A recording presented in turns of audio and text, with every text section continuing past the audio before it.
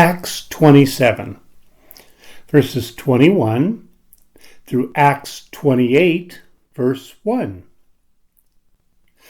When they had been long without food, Paul stood up in the middle of them and said, "Sirs, you should have listened to me and not have set sail from Crete and have gotten this injury and loss.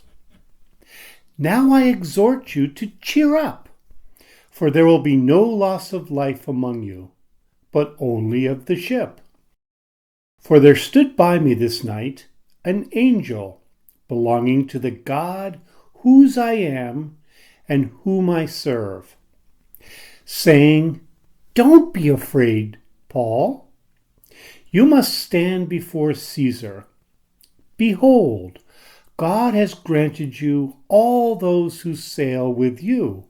Therefore, sirs, cheer up, for I believe God, that it will be just as it has been spoken to me. But we must run aground on a certain island.' But when the 14th night had come, as we were driven back and forth in the Adriatic Sea, about midnight the sailors surmised that they were drawing near to some land. They took soundings and found 20 fathoms. After a little while, they took soundings again and found 15 fathoms. Fearing that we would run aground on rocky ground, they let go 4 anchors from the stern and wished for daylight. As the sailors were trying to flee out of the ship and had lowered the boat into the sea, pretending that they would lay out anchors from the bow, Paul said to the centurion and to the soldiers, 'Unless these stay on the ship, you can't be saved.'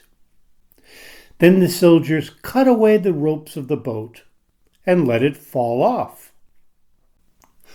While the day was coming on, Paul begged them all to take some food, saying, 'Today is the 14th day that you wait and continue fasting, having taken nothing.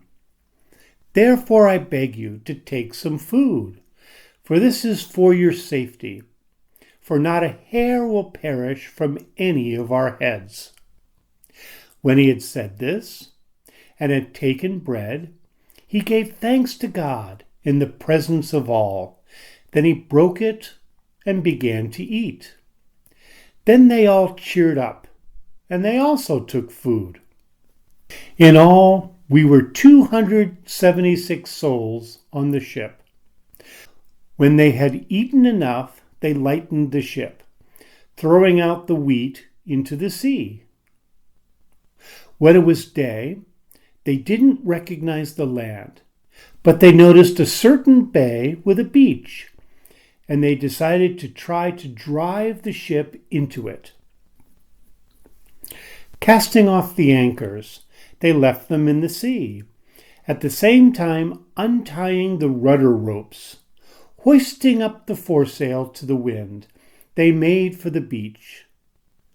But coming to a place where 2 seas met, they ran the vessel aground. The bow stuck and remained immovable, but the stern began to break up by the violence of the waves.